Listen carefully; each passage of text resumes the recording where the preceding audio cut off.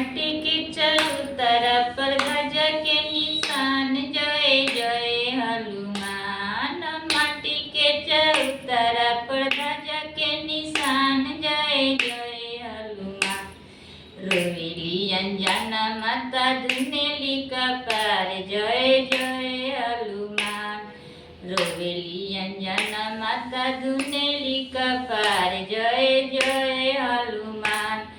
हमरा कोखी जाम गइले बानर हनुमान जय जय हनुमान। हमरा कोखी जाम गइले बानर हनुमान जय जय हनुमान। जनिया मरो बहु जनिया मकान जय जय हनुमान। जनिया मरो बहु जनी मकान जय जय हनुमान।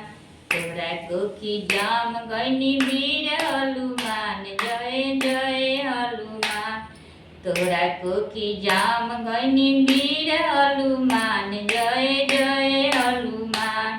तोरा कोखी जाम गइनी वीर हनुमान जय जय हनुमान।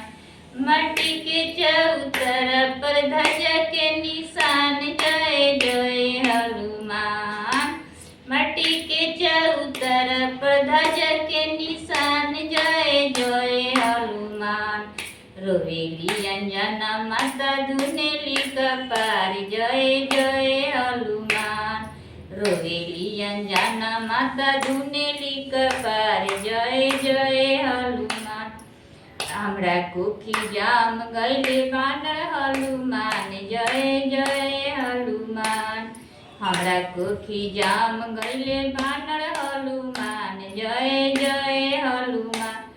जनिया मरो बहु जनिया मकान जय जय हनुमान। मरो बहु जनिया मकान जय जय हनुमान। तोरा कोखी जाम गइनी वीर हनुमान जय जय हनुमान। तोरा कोखी जाम गइनी वीर हनुमान जय जय हनुमान। तोरा कोखी जाम गइनी वीर हनुमान